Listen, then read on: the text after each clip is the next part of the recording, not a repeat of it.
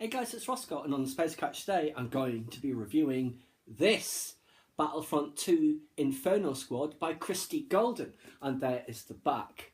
The Rebellion has hope, the Empire has Inferno Squad. Great cover on this, I absolutely love it. The burning Imperial flag. There's obviously, that's Iden Versio, the members of her team, so Gideon Hask, Delmico and Sane. We don't see the droid that they have here, but we've seen that in the Battlefront II trailer. So it starts off the Battle of Yavin. Iden is one of the TIE fighter pilots that we see. You know, there's a shot during the battle where there's a whole string of TIE fighters diving in like this. She's in one of those. And she takes out several rebel pilots, of course. And she essentially thinks, okay, it's all up for the rebels now. Yavin will be destroyed in a moment. And there's this massive flash and explosion. Thinks, there it is, it's all over. But then in her ship, when she turns, she then sees the moon of Yavin still there, and she's completely in shock.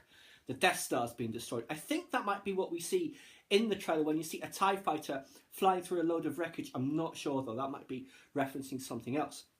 So, huge defeat for the Empire. And it's not very long in the book or chronologically in universe after that they realised that it was Galen Erso. I can't recall if they mention his name, but they do say it was one of the scientists working on it rigged the whole thing, that sort of thing. So I did like that little connection to Rogue One. So in the light of this, she's summoned by her father, Admiral Versio, to form an elite squad, Inferno Squad, comprising of those other team members, Sane, Delmico, Gideon Hask, and the droid. They've got to do it, basically, Sane, who's quite a young girl, she's more like intelligence operative, looks at screens all the time. She has to pretend to be a slave who gets taken by the rebels, the Dreamers, the remnants of Saw Gerrera's partisans. Gideon and Delmico, they've got to pretend to be brothers who want to join, and Iden Versio, she has to pretend essentially to be wanting to defect, you know, saying things that are basically treasonous. So she gets rescued, as it were, by the rebels, although it's all planned, of course. A fantastic book. They obviously have to take part in certain missions. You know, it's basically killing their own, and they do feel guilty about it, but it's one of those things, you know, the greater good and all of that, when they have to like kill stormtroopers who haven't maybe died during particular terrorist attacks and all of that. But some of them, basically, they have empathy for the rebels on a personal level, but it will not stop them from completing their mission, which is to wipe them all out and find how deep their heresy, as it were, goes, and anyone else it can have. Now, the leader of the group is Staven, who we did see in, I believe it's Rebel Rising. It's not like a competitor of Saw's, but he's another like guerrilla leader. And there's another guy who is, what is his name? The Benefactor? I forget exactly what he was called, but it's Lux Bonteri from the Clone Wars, who was a former senator. And he is the one who's kind of, he's not the one who's in charge of them all, but he's kind of like their moral compass.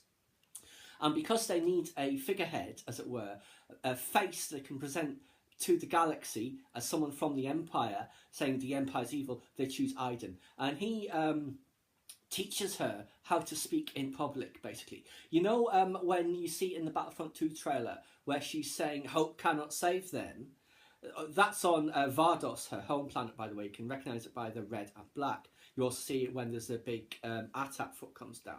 So he teaches her that, you know. So obviously that's not good, because that will end up playing into the Empire's hands. But yes, I thoroughly enjoyed this book. There's some very interesting parts of the planet where the rebel base is. There's nothing there apart from like caverns, but in those caverns there are these giant statues of people, and they're filled with crystals. And basically in the shape of the organs of the body, the brain, all that sort of thing. And it turns out these are actually droids of some kind from who knows how long ago, but they just can't seem to get them activated. So anyway, that's just one of the side plots that was quite interesting, just adding a little bit to the lore and the background of the Star Wars universe. Several missions go ahead. and everything. There's one where essentially they're going to blow up this ceremony that's going to be attended by a bunch of school kids. Sane, she manages to essentially trigger a warning so all the kids get out before the bomb goes off. Unfortunately, person that she had grown attached to, a young lad, part of the Dreamers, he runs in to try and set all the bombs off and he dies.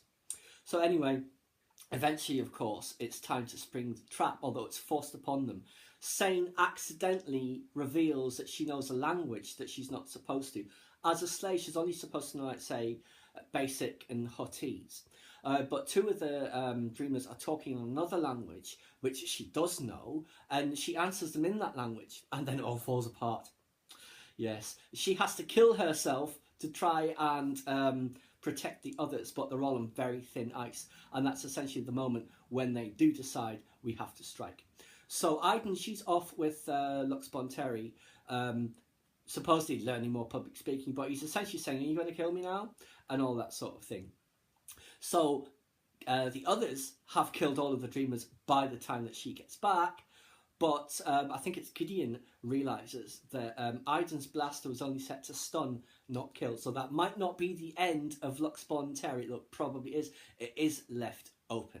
And after that, of course, they're able to rejoin the Empire with mission accomplished. So yes, it is an excellent book. I thoroughly enjoyed it and I recommend it to you heartily. Please subscribe to my channel if you enjoyed this content. Leave me a comment suggestion for a common topic you'd like to see discussed, or like the video.